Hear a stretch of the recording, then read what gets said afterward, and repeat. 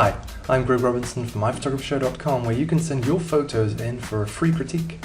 That's exactly what Laurent did with this image. Thanks, Laurent, for sending your image in. This is an infrared image, for those of you who do not know, which is a certain type of photography. It's a special kind with specific parameters, things you have to take into account, things like that.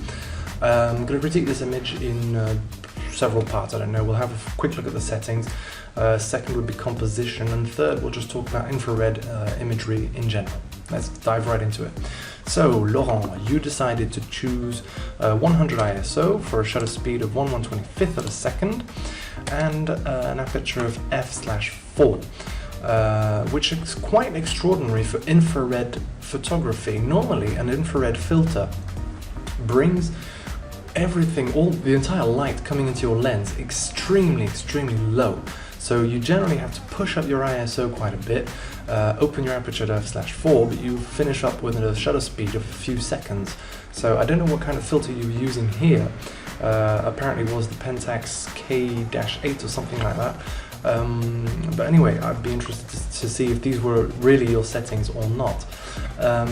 Secondly, in terms of composition, I find that here we have a little too much dark sky, although it is interesting. You've placed this plant basically in the rule of thirds respect of the two lines that basically intersect here.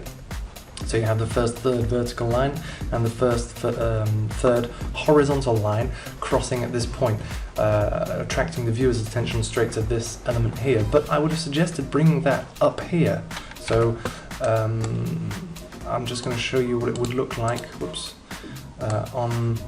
If you had composed this correctly, then I would have suggested doing this. I can only crop to show you what I mean, but something like that could have been a little more interesting, in the sense that we have our main subject, which is here, taking up most of the screen, and then we have the leftovers here with the beautiful sky back there.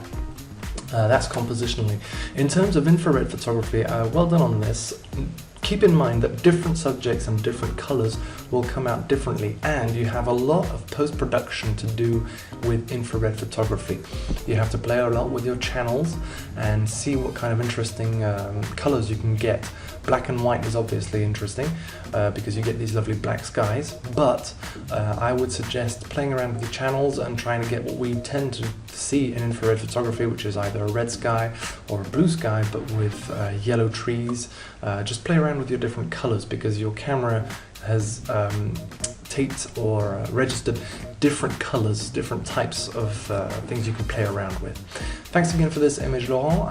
All you other viewers, don't forget to subscribe to our YouTube channel, find us on Facebook and Twitter, and more importantly, send your photos in to myphotographyshow.com for a free photo critique. I hope to see you soon. This is Greg Robinson, wishing you a good day.